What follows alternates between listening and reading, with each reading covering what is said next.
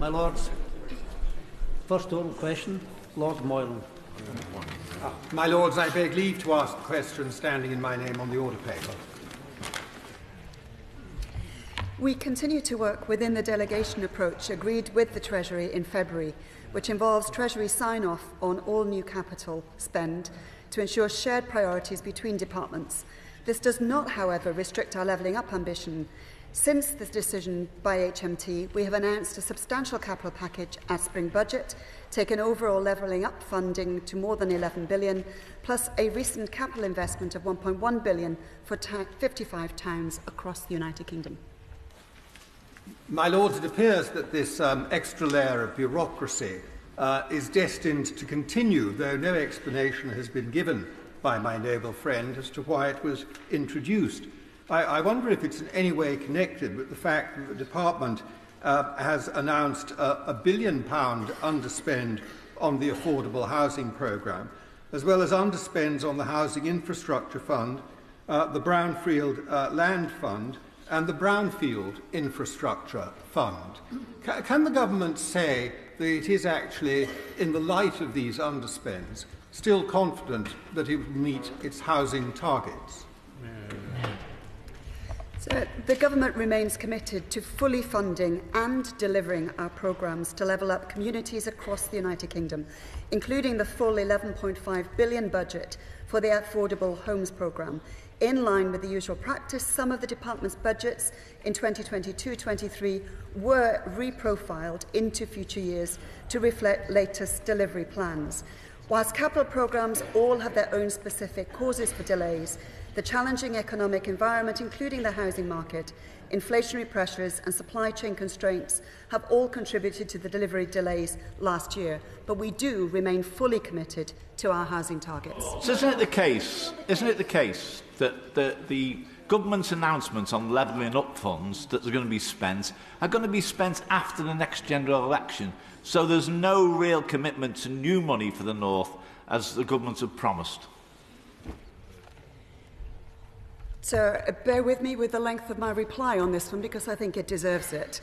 On the contrary, I think we have actually already announced and begun to implement many of these projects, including 12 investment zones across the United Kingdom, the rollout of levelling up partnerships, a further 161 million directly to mayoral combined authorities for 32 regeneration projects in city regions, 30 projects across the UK which will receive funds from the Community Ownership Fund, grants for 16 regeneration projects, 2 new Trailblazer devolution deals with direct money going to the mayors of the West Midlands and Greater Manchester, and most recently the Prime Minister has unveiled a further 55 towns that will benefit from a long-term £1.1 billion levelling up investment.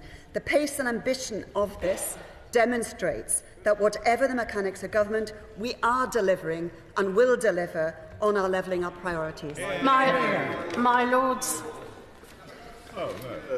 Minister not agree that these financial controls are reasonable at a time of great financial stringency, but that nonetheless it is absolutely crucial that the government meets its housing targets, bearing in mind how short the country is of housing and how important it is to economic performance as a whole. In which case, does she think that we really must try and get to a greater continuity on housing policy, and that having had 15 housing ministers in 13 years isn't a good start? Thank the noble lord for his question, and all I can reiterate is house building is a priority for this government. We remain committed to delivery. For example, that £11.5 billion Affordable Homes Programme I mentioned earlier. The government is on track to meet its manifesto commitment to deliver 1 million homes over this Parliament, and since 2010, over 2.2 million additional homes have been delivered in England, and the 3 highest annual rates of housing supply in 30 years have all come since 2018. My Lords, has the government lost the vote on nutrient neutrality? Could my noble friend tell the House if there are plans for it to return in the King's Speech, because it would be very popular in many quarters? I thank my noble friend for her question. However, she no doubt will have already expected me to say I cannot preempt what is in the King's speech. What I can say, however, is as described by my noble friend, the Minister, during the nutrient neutrality debates, the nutrient neutrality reforms were placed there to unblock stalled housing delivery, and they were intended to benefit communities and the environment. However, the necessary amendments to the Levelling Up and Regeneration Bill did not receive sufficient support in this House, as you know. Nutrient neutrality, the delays it is causing to housing delivery and the wider need to restore our waterways remains a government priority. The government will make a further announcement about next steps in due course. My Lords, I'd like to congratulate the noble lady on making a reasonable fist of an incredibly bad job. Isn't it absolutely true that when you have to rely on Treasury sign-off for every single capital programme, there will inevitably be built-in underspends? And isn't it true that that's the intention of the Treasury in terms of clawback, as they have been doing with the apprenticeship levy and much else in terms of skills? So what I can specifically say on this particular delegation is that new delegation approach has had very little impact on departmental business in the usual course of business. Most spend needs to be subject to HMT approval. The department has worked closely with Treasury to ensure value for money and continues to do so. The Noble Baroness the Minister can tell us what percentage of the Levelling Up Fund has been allocated to the areas most in need in Priority 1, and maybe she could explain why many areas less deprived have been awarded that funding and other Priority 1 areas have therefore missed out. I will get back to the noble lady in writing with the specifics of that, because I think it deserves a very detailed answer. Thank you. With the urgent need for housing, why has the government so seriously underspent their allocated housing funding? And when will a long-term strategy to settle the housing crisis be resolved? What discussions has the Noble Baroness the Minister, the Secretary of State, had with the Treasury to overcome this additional barrier to solving the housing crisis? I think it's fair to say that with all the projects I have already spoken about, that there is a very distinct strategy for housing in this country by this government. And in fact, with regards to the supplementary estimates that mean that the underspend is there for everyone to see, I think it's very clear that the economic environment has impacted much of that spending, and actually the department is doing as much as it possibly can to remedy this and rectify it. But does the extra requirement of Treasury authority apply to the Devo deals that are done with the Metro mayors, or is the government being open with the Metro mayors, as it said it would be, by giving them greater delegation in their budgets?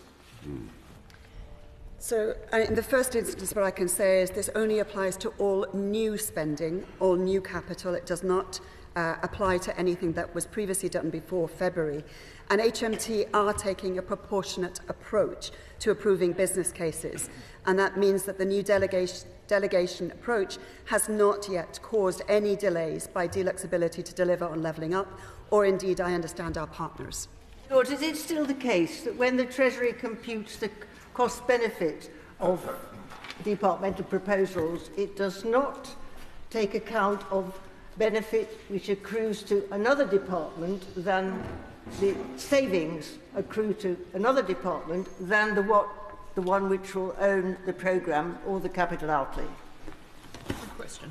I will start by apologising to the noble lady because I do not know the answer to that. I will get back to you in writing. In an earlier answer, the noble lady the Minister used the term reprofiling. I wonder if she could assist the House by telling the House how reprofiling is defined by His Majesty's Treasury.